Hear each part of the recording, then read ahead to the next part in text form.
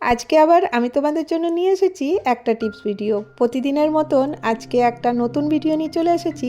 আশা করব আজকের ভিডিওটা তোমাদের খুব উপকারে লাগবে, আর যারা নতুন গৃহিণী আছো তারা কিন্তু অনেক কিছু জানতে পারবে। তো দেখো, আজকে ভিডিওর প্রথমেই আমি তোমাদের সাথে একটা সিম্পল পাইনাপেল কেকের ডিজাইন শেয়ার করছি। আশা করব তোমাদেরকে ডিজাইনটা ভালো লাগবে। আর দেখো, আমরা প্রতিটা মহিলাই চাই যেন আমাদের ঘরকে সুন্দর করে রাখতে পারি, তার সাথে নিজের জন্য একটু সময় বার করাও দরকার। তো চলো, বেশি কথা না বলে আজকে আমি তোমাদের সাথে শেয়ার করে নেব কিছু টিপস আর ট্রিক্স। আমি মৌ মাল্টিপ্লাওয়ার চ্যানেলে আমি তোমাদেরকে আবার একবার অনেক অনেক স্বাগত জানাই। করি তোমরা সকলে ভালো আছো। আজকে আমার প্রথম টিপস হলো, দেখো এই রকমের কন্টেনার আমাদের প্রত্যেকের ঘরে থাকে। তো এই কন্টেনারগুলো আমরা ফেলে দিই বা ইউজ করি না। দেখো, এই ফেলে দেওয়া জিনিস দিয়েও কিন্তু আমরা বাড়ির খুব উপযোগী জিনিস কিন্তু বানিয়ে নিতে পারি। এই কন্টেনারগুলো দেখো, মিষ্টি আসে, দই আসে, কিন্তু ওইগুলো আমরা হয়তো কয়েকদিন ইউজ করি, তারপরে হয়তো ফেলে দিলাম। তো এই কন্টেনারটাকে আমি একটু সুন্দর করে সাজিয়ে নিচ্ছি। তোমরা এটা করতেও পারো, চাইলে নাও করতে পারো। তো দেখো, আমি ছুঁচোতে দিয়ে এই কন্টেনারটা একটা ছোট্ট লেস ছিল, আমি এখানে লাগিয়ে দিচ্ছি। আর দেখো, আমাদের ঘরে দেখবে বাসাতে অনেক কিছু পড়ে থাকে যেটা আমরা ভাবি আর এটা ইউজ হবে না, কিন্তু ওইটাও কিন্তু অনেক ইউজে এসে যায়।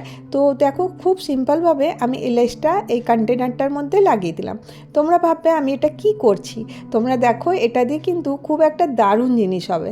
তো এটার মধ্যে আমি একটু ফেব্রিক কালার করে দিচ্ছি। জিনিস বানানো তো খুব সহজ, কিন্তু ওটা একটু সাজিয়ে পরিবেশন করলে কিন্তু বেশ ভালোই লাগে। এবারে কন্টেনারটা আমার শুকিয়ে গেছে। এবারে আমি দেখো ডবল সাইডের টেপ নিয়ে নিয়েছি। তো এই ডবল সাইডের টেপ আমি এই কন্টেনারটার পাশে লাগিয়ে দেবো। দেখো, এইভাবে ধরবো, ধরে এইভাবে আমি কন্টেনারটার পাশে আস্তে করে লাগিয়ে দেবো। আর এটা দিয়ে কী হবে, দেখো এইভাবে আমি যে কাগজটা আছে পেছনের ওটা তুলে দেব, আর এর মধ্যে আমি সুন্দর করে লাগিয়ে দিলাম।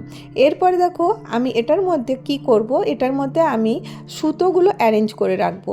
দেখো, আমাদের প্রত্যেকের ঘরেই সুতো কিন্তু থাকে, আর তার কি প্রবলেম হয়, সুতোগুলো এদিক ওদিক চলে যেতে থাকে, তারপরে এদিক ওদিক মিলে যায়, তারপরে যখন আমরা সেলাই করতে যাই তখন দেখবে এটা পাচ্ছি না। তো এটাকে সুন্দর করে রাখার জন্য দেখো, আমি এইভাবে সব সুতোগুলোকে পাশে পাশে লাগিয়ে দিচ্ছি। এতে করে কি হবে, সুতোর মধ্যে কোনো গিঁট পড়বে না, আর যখন আমার দরকার হবে সুতোটা কিন্তু পেয়ে যাব। একটা ছোট্ট ফেলে দেওয়া জিনিস দিয়ে কিন্তু তোমরা নিজেদের প্রয়োজনীয় জিনিস কিন্তু বানিয়ে নিতে পারো। তো দেখো, আমি এইভাবে এর মধ্যে কিছু সুতো আর সেলাইয়ের কিছু জিনিস আমি রেখে কন্টেনারটা বন্ধ করে দিলাম। দেখো, দেখতেও ভালো লাগছে আর কাজেরও হলো। কেমন লাগলো তোমাদেরকে এই টিপসটা আমাকে জানিও। এবারে চলো নেক্সট টিপসে আমি চলে আসবো। নেক্সট টিপস হচ্ছে আজকে আমার রসুনকে নিয়ে। রসুন আমাদের প্রত্যেক দিনের জীবনে লাগে, আর রসুন আমরা দেখো এখন রসুনের প্রচুর দাম। যখন আমরা রসুন হয়তো একটু বেশি করে কিনে আনলাম, তারপরে দেখবে কিছুদিন রাখার পরে রসুনটা কিন্তু মানে শুকিয়ে যায়। কোয়াগুলো দেখবে কিছুদিন পরে খোসাগুলোর সাথে কোয়াগুলো কিন্তু শুকিয়ে যায়। তখন আমরা একটা কাজ করতে পারি, অনেক দিন যদি মানে এই রসুনগুলো ভালো রাখতে চাও, তাহলে পরে একটা ক্যান্ডেল এইভাবে জ্বালিয়ে নেবে। ক্যান্ডেলটা জ্বালাবার পরে আমি দেখো এর মধ্যে এর যে ওয়্যাক্সটা আছে আমি এর মধ্যে দিয়ে দিচ্ছি। তো দেখো, এই ওয়্যাক্সটা দেওয়ার কারণে কি হবে, এর মধ্যে একটা কোটিং চলে আসবে, আর এই কোটিংটার জন্য কিন্তু রসুন খুব তাড়াতাড়ি খারাপ হবে না। তো এই টিপসটা তোমরা ফলো করে দেখতে পারো, তোমাদের কিন্তু অনেক ভালো ফল পাবে, মানে অনেক দিন পর্যন্ত রসুন একদম তাজা থাকবে। তো দেখো, আমি এইভাবে এর ওয়্যাক্সটা এর মধ্যে দিয়ে দিচ্ছি, আর এইভাবে আমি অন্য রসুনগুলোর মধ্যে দিয়ে দেবো। আর এটা যখন ঠান্ডা হয়ে যাবে তো এটা তো ড্রাই হয়ে গেল। তো এইভাবে আমরা কিন্তু রসুন স্টোর করে রাখতে পারি। এবারে চলো নেক্সট টিপসে চলে আসি। দেখো, আলু আমাদের প্রতিদিন বাড়িতে লাগে। আলুটা ইউজ করার পরে আমরা খোসা ফেলে দিই। তো এবারে খোসাটা ফেলবো না, এটা কি কাজে লাগাবো দেখো। এখানে আমি জলের মধ্যে খোসাটা দিয়ে দিলাম, তারপর দিয়ে দিলাম চা পাতা। চা পাতা একদম একটু সামান্য দিলাম, এটা ভালো করে ফুটিয়ে নেবো যতক্ষণ না এর কালার আসছে। এরপরে দেখো, এই যে চায়ের ইয়েটা আছে এই লিকারটা আমি ছেঁকে নেব। আর ছেঁকে নেওয়ার পরে এই লিকুইডটা তো আমাদের কাজে আসবেই, সাথে এই যে এই লিকুইডটা আমি আলাদা করে রেখে দিচ্ছি, আর সাথে যে এই খোসাগুলো আছে এইগুলোকে আমি মানে একদিন পরে গাছে দিয়ে দেবো। এরপরে দেখো, পুরো চুলে এইভাবে একটা কটন নিয়ে এমনি ভাঁজ কেটে কেটে চুলের যে মাথার মধ্যে যে স্ক্যাল্পগুলো আছে ওখানে দিয়ে দেবো। এতে কি হবে, চুলের খুশকি থাকবে না, চুল কিন্তু খুব ভালো থাকবে। এবার নেক্সট টিপসে চলে আসি। এই রকমের আয়না আমাদের প্রত্যেকের ঘরে থাকে, তো আমি তো এটা ডেকোরেট করেছি। তোমাদের ঘরে যে নর্মাল আয়না থাকবে সেইগুলোতে দেখবে কিছুদিন পর কিন্তু দাগ হয়ে যায়। তো এই টিপসটা তোমরা কিন্তু নিজেদের যে ড্রেসিং টেবিল আছে সেখানেও করতে পারো, যে কোনো গ্লাসও করতে পারো।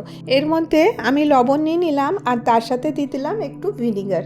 আর তারপরে এইভাবে দেখো আমি পুরো আয়নাটাতে লাগিয়ে দিচ্ছি। আর এটা খুব ইজিলি হয়ে যাবে, আর দেখবে এর মধ্যে কোনো দাগ ছোপ কিচ্ছু থাকবে না। দেখো কতটা নোংরা বেরিয়ে যাবে। আর এটা কিছুক্ষণ রাখার পরে আমি এটা নর্মাল জল দিয়ে কিন্তু ধুয়ে দেব। তারপরে দেখবে গ্লাসটা কিন্তু একদম পরিষ্কার হয়ে গেছে, কোনো দাগ ছোপ কিন্তু এর মধ্যে নেই। তো কেমন লাগলো তোমাদেরকে এই টিপসটা? আমি দেখো ছোট ছোট টিপস তোমাদের সাথে শেয়ার করি, আশা করব তোমাদের হয়তো কিছুটা উপকারে লাগে। আর যদি তোমাদেরকে আমার এই টিপসগুলো ভালো লাগে তো তাহলে পরে আমাকে একটা লাইক দিয়ে আমার বন্ধু হয়ে যাও, আমার চ্যানেলটাকে সাবস্ক্রাইব করে নাও।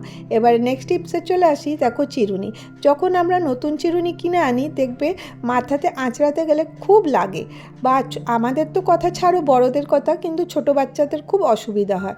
তো তখন আমরা একটা কাজ করতে পারি, একটুখানি গরম করে মাচিস নিয়ে বা লাইটার নিয়ে এইভাবে হালকা করে এখানটা দিয়ে দেবো। তাহলে কী হবে, এর যে শার্প এজেসগুলো আছে ওগুলো একটু ভোঁতা হয়ে যাবে।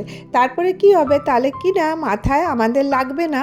এমনও চিরুনি থাকে দেখবে করতে গেলে মাথায় রক্ত বেরিয়ে যায়। আর এইভাবে যখন গরম তাওয়াটা আমরা রুটি করার পরে রেখে দেবো, ওটাতেও কিন্তু এই চিরুনিটা এইভাবে আমরা করে নিতে পারি। তাতে কি হবে, মাথায় কিন্তু একটুও ব্যথা লাগবে না। এবারে নেক্সট টিপসে চলে আসি। এটা কিন্তু দুর্দান্ত একটা টিপস, তোমরা কিন্তু এটা ফলো করে দেখতে পারো, খুব ভালো রেজাল্ট পাবে। আমি এখানে একটু কোলগেট নিয়ে নিয়েছি আর একটা একটুখানি 1-1.5 চামচ পর্যন্ত সার্ফ নিয়ে নিয়েছি। এই সার্ফটা আর এই কোলগেটটার মধ্যে আমি ভালো করে মিক্স করে দেবো।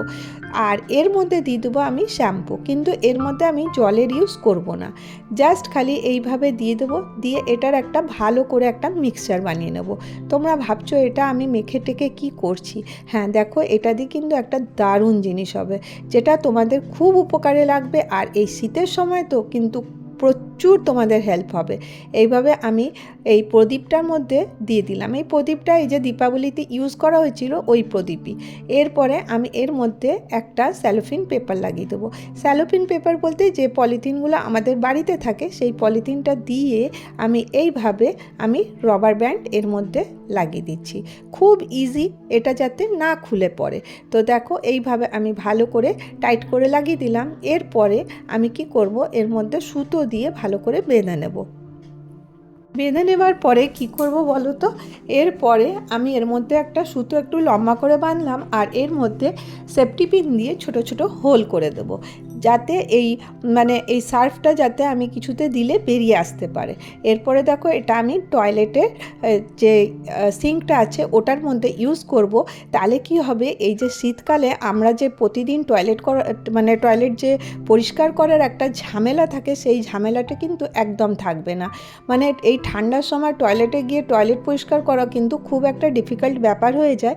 তখন দেখো আমি এটাকে এইভাবে আমি ঢুকিয়ে দিচ্ছি, দিয়ে সুতোটা কিন্তু বাইরে বার করে রাখবো। যখন এটা শেষ হয়ে যাবে আবার এটাকে বার করে দেবো। তো দেখো আমি এর ভেতরে দিয়ে দিয়েছি। আর এতে কি হবে, যখন জলটা ভরবে আর যখন আমরা ফ্ল্যাশ করব তখন দেখো পুরো সাবান জলটা এর মধ্যে চলে আসবে আর টয়লেটটা কিন্তু একদম পরিষ্কার থাকবে। আশা করব তোমাদেরকে এই টিপসটা খুব ভালো লাগবে আর তোমরা কিন্তু ট্রাই করে দেখতে পারো। আশা করি তোমাদের এই টিপসগুলো খুব কাজে আসবে, তোমরা কিন্তু ট্রাই করে দেখতে পারো। আর আজকের ভিডিও আমি এখানেই শেষ করব, আবার দেখা হবে নেক্সট ভিডিওতে। ভালো থেকো, সুস্থ থেকো।